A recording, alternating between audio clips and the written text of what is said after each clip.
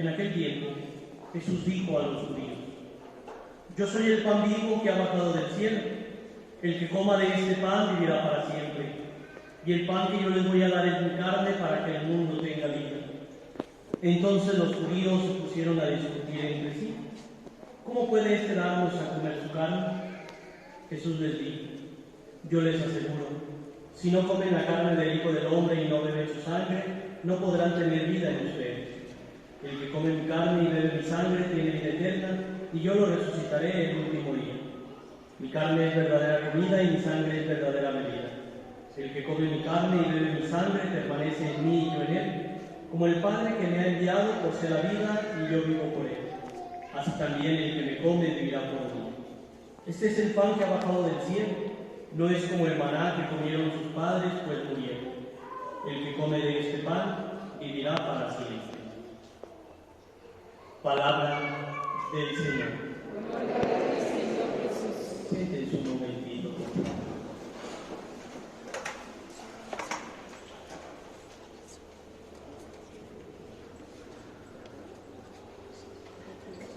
Queridos hermanos, estamos celebrando la solemnidad del Corpus Christi, una fiesta que nace gracias a un milagro eucarístico que sucedió. Un milagro que hasta el día de hoy muchas personas pueden visitar, en donde está esta reliquia de la hostia que se convierte en carne, y el vino que se transforma en sangre. Un sacerdote que tenía dudas de la presencia real de Jesús en la Eucaristía y que emprende una peregrinación para recobrar su fe o para recuperar su fe, y aún así celebra la misa un día por la mañana, y es ahí en donde acontece este milagro eucarístico. Hay otros muchos, algunos aprobados por la Iglesia, otros que no tienen aprobación.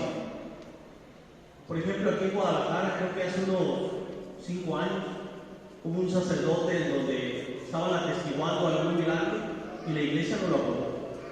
Porque la Iglesia tiene mucho cuidado precisamente en todo este tipo de milagros, de revelaciones privadas. Pero el día de hoy a mí no me gustaría entrar tanto en la parte histórica de la fiesta que estamos celebrando, sino que me gustaría que sacáramos algo de provecho, algo que podamos aplicar para nuestra vida espiritual. Y por eso les quisiera hacer una pregunta, porque la Eucaristía es un banquete del cual participamos, un banquete del cual nos acercamos y que nos alimenta. El ser humano está compuesto de dos realidades: un alma y un cuerpo.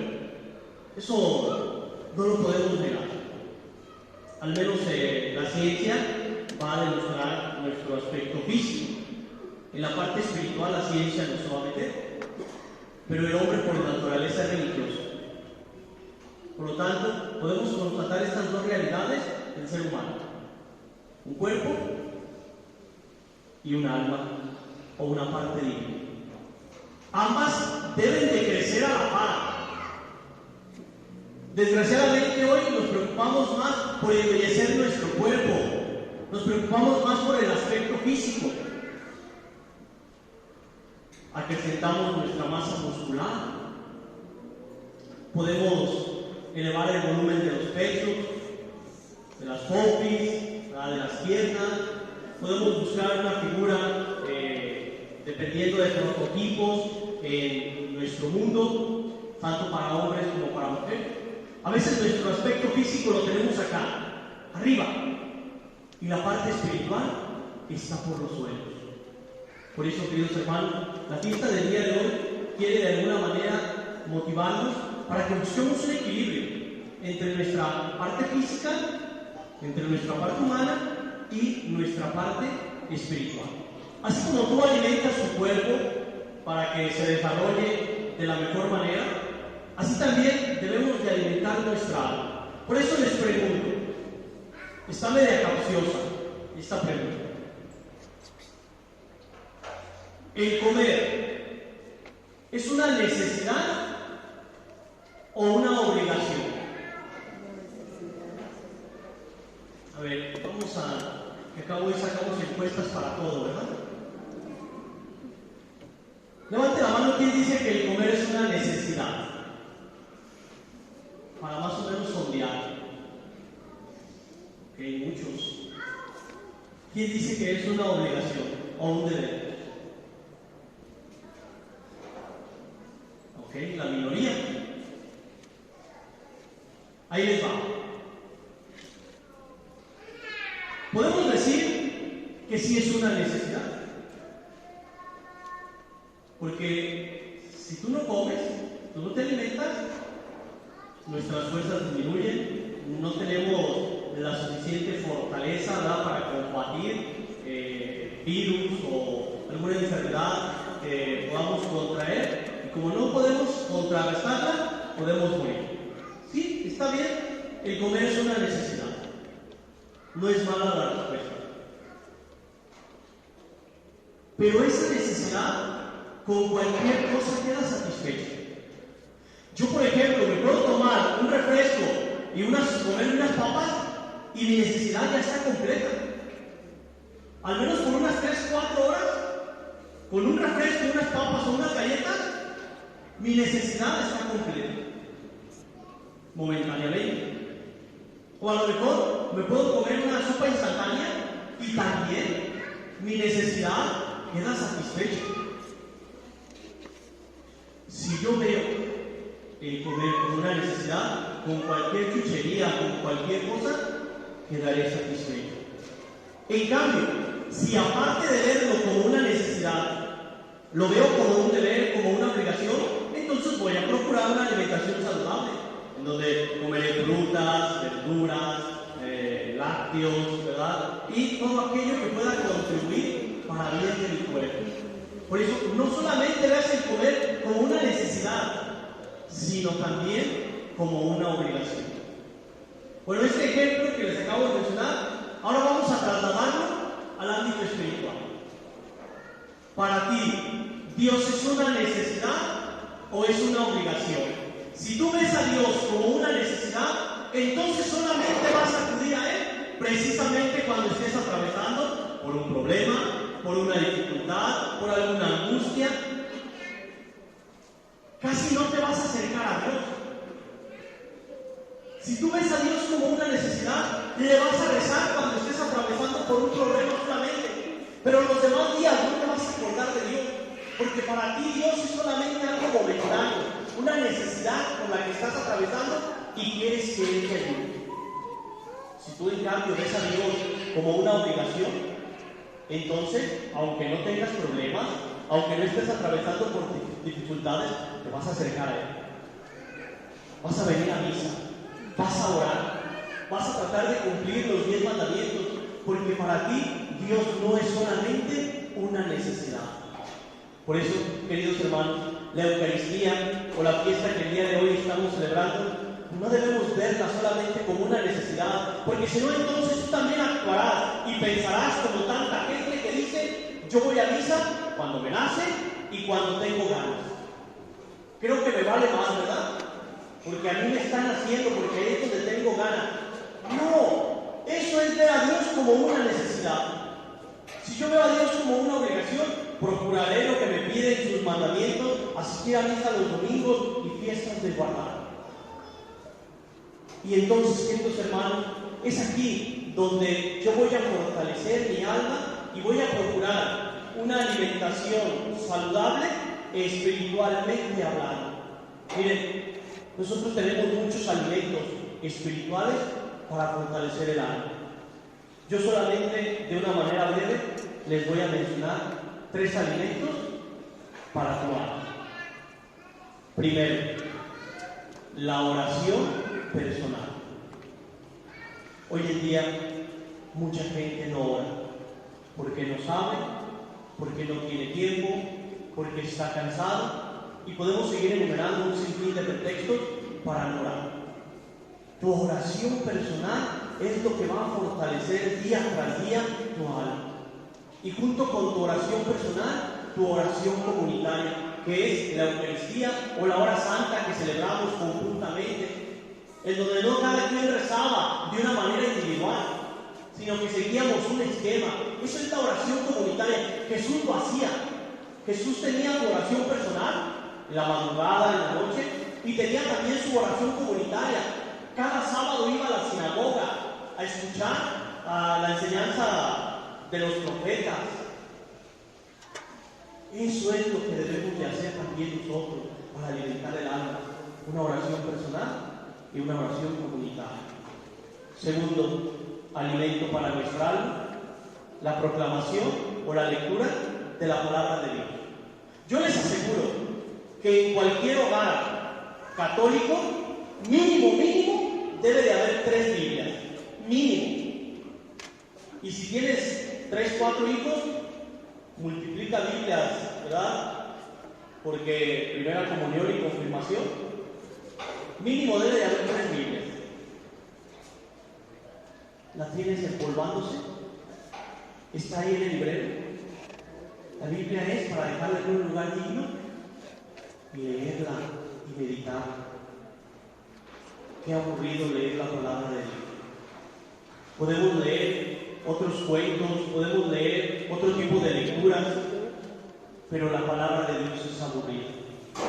Tan rica, tanta enseñanza en la palabra de Dios, que se convierte en una oración. Empieza por los evangelios, continúa con el Nuevo Testamento y luego después el Antiguo Testamento. Es la mejor manera de leer la Biblia. Dedícale 5 minutos o un capítulo cada noche a la lectura de tu Biblia.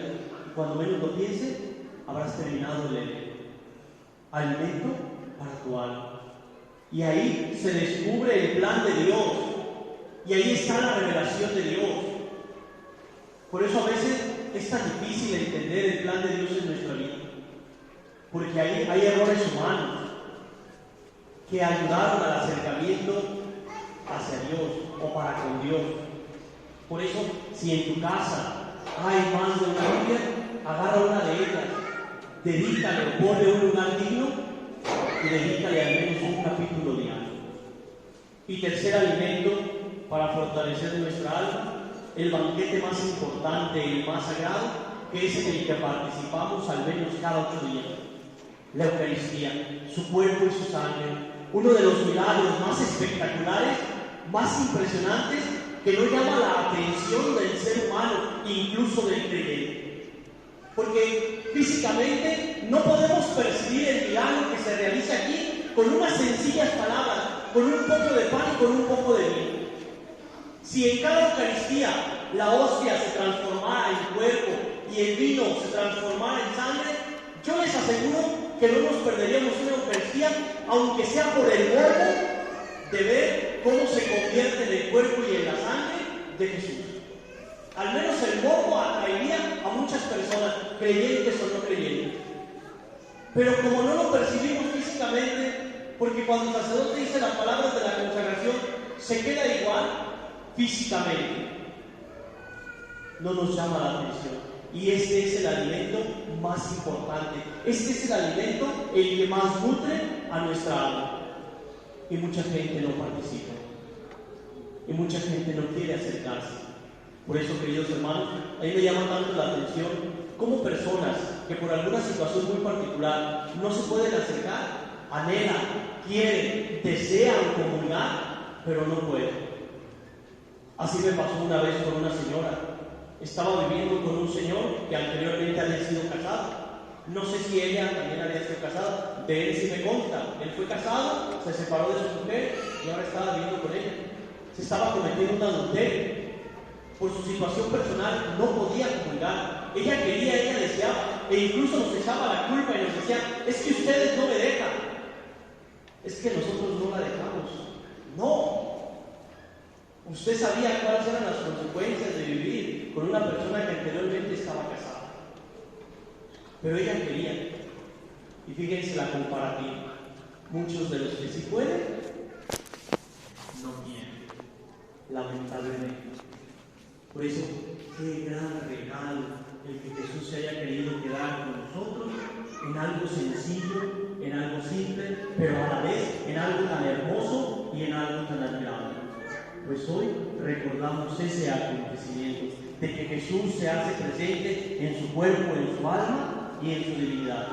Milagro tan importante que físicamente no lo percibimos. Y con esto quiero terminar esta reflexión explicándoles esta parte de la misa. Esto normalmente lo hago en algunos retiros, en donde hay más tiempo, ¿verdad? Y les explico la mayor parte de la misa. Hoy brevemente les quiero explicar a esta parte de la misa, de la consagración, en donde el sacerdote dice: esto es mi cuerpo, y levanta la hostia, esto es mi sangre, y levanta el cáliz. Se le llama con una palabra muy extraña, con una palabra muy rara. Si no se la graban, no se preocupen. La palabra se llama transustanciación. Teológicamente se le llama transustanciación, que se los voy a explicar de la manera más sencilla. ¿Se alcanzan a distinguir todos la hostia, verdad? Ok. Tiene un color. ¿Qué color tiene? Blanco. Tiene una forma redonda. ¿Sí? Ok. Cuando yo diga las palabras, esto es mi cuerpo, y la levante, obsérvenla. Y va a seguir siendo de color blanco. Va a seguir teniendo una forma redonda. Va a tener un sabor.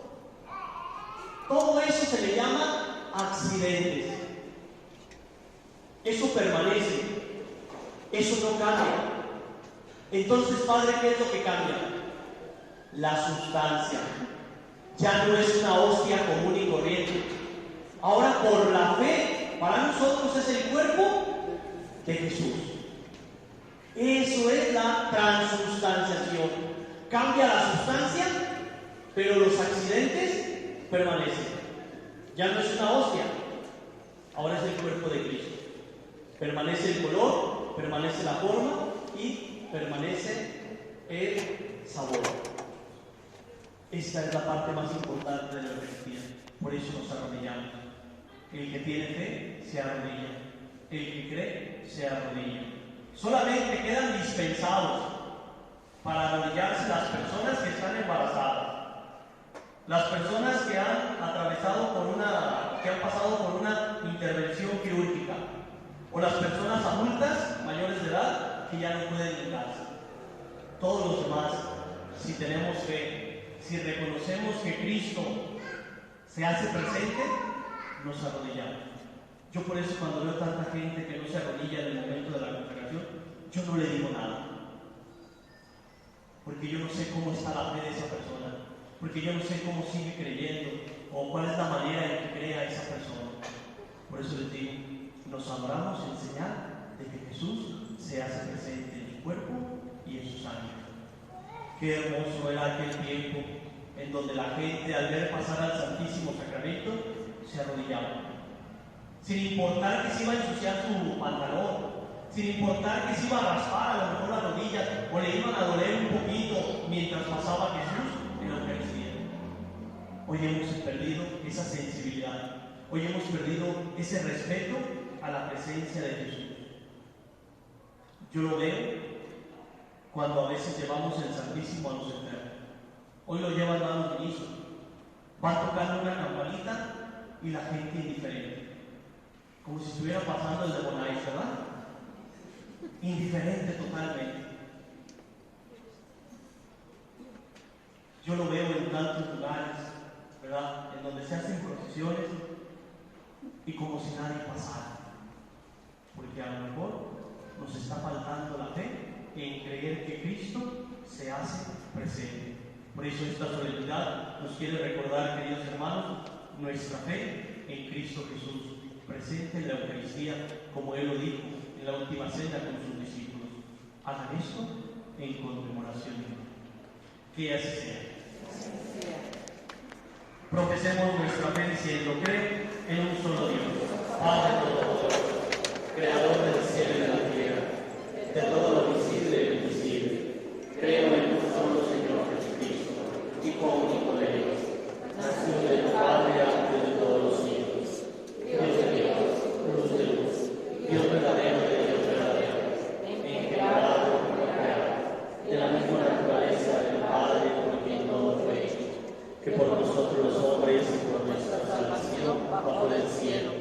y por obra del Espíritu Santo se encarnó de María la Virgen y se hizo hombre, y por nuestra causa fue crucificado en tiempos de Poncio Pilato. Padeció y fue sepultado, resucitó al tercer día según las Escrituras, subió al cielo, y está sentado a la derecha del Padre, y de nuevo vendrá con gloria para juzgar a los muertos y su reino no tendrá fin. Creo en el Espíritu Santo, Señor y dador de vida, que procede del Padre y del Hijo, que con el Padre y el Hijo recibe la misma oración y gloria, y que habló por los profetas. Creo en la Iglesia, que es una, santa, católica y apostólica. Confieso que hay un solo bautismo para el perdón de los pecados. Espero la resurrección de los muertos y la vida de